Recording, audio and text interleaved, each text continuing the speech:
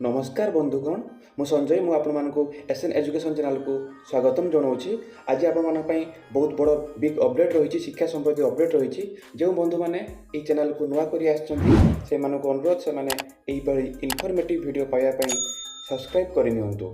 चलो देखा कौन अपडेट रही प्रथम देखा क्षतिपूरण नदेवु छात्रों को श्रेणीकक्ष मना विद्यालय आसबाबपत्र भांगी देथिबा बाबदरे क्षतिपूरण अर्थ दे नथिबारु दशम श्रेणी छात्रों को श्रेणीकक्ष को प्रवेश मना करा जायछि।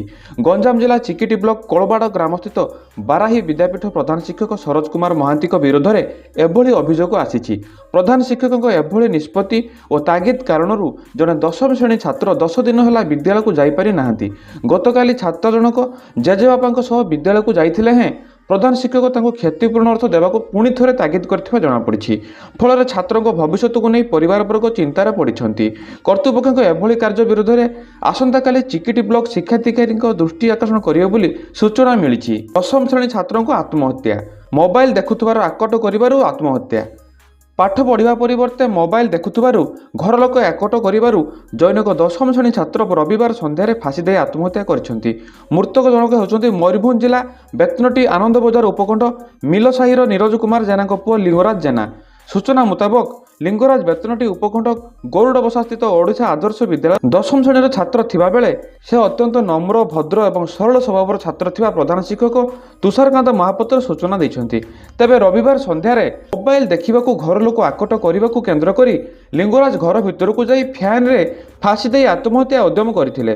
घर लोके उद्धार करी बेतनटी डाक्तरखाना रे भर्ती करथिले सुधा सेठारे कार्यरत डाक्तर तांको मृत घोषणा करने सहित बेतनटी पुलिस को खबर देइथिले। प्राथमिक पिला को मिलेनी जोता मजा और आई कार्ड। प्राथमिक विद्यालय रे अर्धवार्षिक परीक्षा सरी आउ प्राय 2 मास पर आरंभ होब वार्षिक परीक्षा हेले ए जाए पिला को मिलनी जोता मजा टोपी आई कार्ड और स्पोर्ट्स पैंट सार्ट। शिक्षा वर्ष आरंभर प्राय 7-8 मास पर पोशाक दि जापर मंत्री सचिव ठारू प्रधान शिक्षक पर्यंत समस्ते नीरव। जोता मजा केबे मिलिबो कहा पाखरे उत्तर नहीं। सरकार को उदासीनता लक्ष लक्ष छात्र छात्री समस्त सामग्री पाइबार वंचित होती। शिक्षा वर्ष आरंभर 8 मास पूरी यूनिफॉर्म जोगाइबारे सरकार विफल होइतिबारु विद्यालय अभावनीय परिस्थिति सृष्टि होइछि। प्रथम श्रेणी छात्र छात्री माने खाली पादरे और बिना यूनिफॉर्म रे विद्यालय को आसुछन्ति। फल छात्र छात्री मध्य भेदभाव शून्य वातावरण प्रभावित हेउछि। ओएभी टीजीटी शिक्षकों को नियुक्ति देउनाहांति सरकार। 2 मास होला गड़ाउछि गणशिक्षा विभाग। ऑफिस रु ऑफिस दौड़ी मेधावी निराश। नियुक्ति पाई परीक्षा सरी फल प्रकाश पाइबा सह साक्षात्कार और चूड़ांत फल भी प्रकाश पाई। यह 2 मास अधिक समय बीती ए जाए नियुक्ति देउनाहांति सरकार। तेबे सरकार नियुक्ति देवे से नहीं कौन स्पष्ट विज्ञप्ति प्रकाश करा जाउनथिबारु सेमानक मध्य असंतोष वृद्धि पाउछि।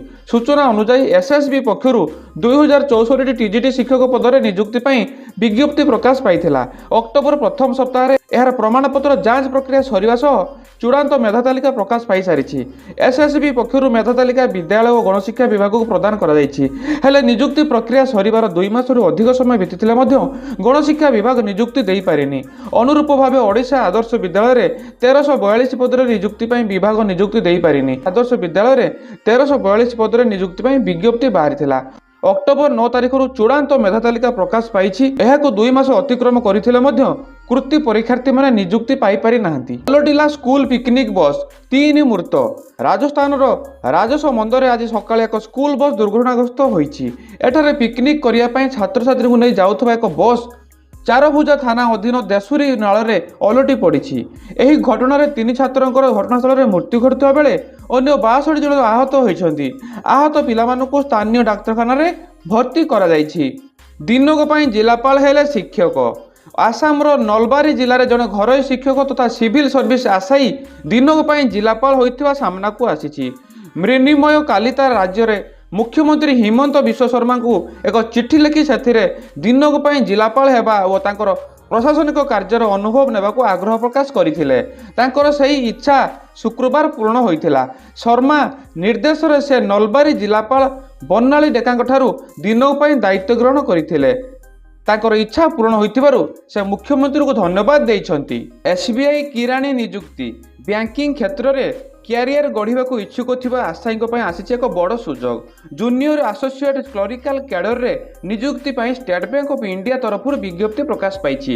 ଇଚ୍ଛୁକ ପ୍ରାର୍ଥୀମାନେ ଡେସ୍କ୍ରିପସନରେ ଦିଆଯାଇଥିବା ଲିଙ୍କକୁ ଯାଇ ଅନଲାଇନରେ ଆବେଦନ କରିପାରିବେ।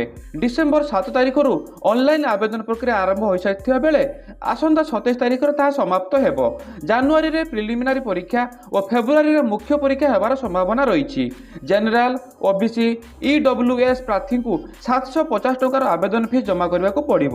ସେହିପରି ଏସ୍ସି, ଏସ୍ଟି, ପିଡବ୍ଲ୍ୟୁବିଡି, ଇଏସ୍ଏମ୍, ଡିଇଏସ୍ଏମ୍ ପ୍ରାର୍ଥୀଙ୍କ ପାଇଁ ଏହା ଛାଡ଼ କରାଯାଇଛି। ଆଜି ପାଇଁ ନ୍ୟୁଜ୍ ଅପଡେଟ୍ ଏତିକିରେ ସମାପ୍ତ ହେଉଛି। ଆପଣମାନଙ୍କୁ ନ୍ୟୁଜ୍ ଅପଡେଟ୍ କେମିତି ଲାଗିଲା ନିଶ୍ଚିତ କମେଣ୍ଟ ମାଧ୍ୟମରେ ଜଣାଇବେ। ଆଉ ଯେଉଁ ବନ୍ଧୁମାନେ ଏହି ଚ୍ୟାନେଲକୁ ନୂଆ କରି ଆସିଛନ୍ତି ସେମାନଙ୍କୁ ଅନୁରୋଧ ସେମାନେ ସବସ୍କ୍ରାଇବ୍ କରିଦିଅନ୍ତୁ, କାରଣ ଏହି ଚ୍ୟାନେଲ ମାଧ୍ୟମରେ ଯେଉଁ ଇନଫର୍ମେଟିଭ୍ ଭିଡ଼ିଓ ଆସିବ ଆପଣମାନେ ସର୍ବପ୍ରଥମେ ପାଇପାରିବେ। ତେଣୁ ଆଜି ପାଇଁ ମୁଁ ରହୁଛି ସଞ୍ଜୟ। ଭଗବାନ ସମସ୍ତଙ୍କର ମଙ୍ଗଳ କରନ୍ତୁ। ଜୟ ଜଗନ୍ନାଥ। ବନ୍ଦେ ଉତ୍କଳ ଜନନୀ।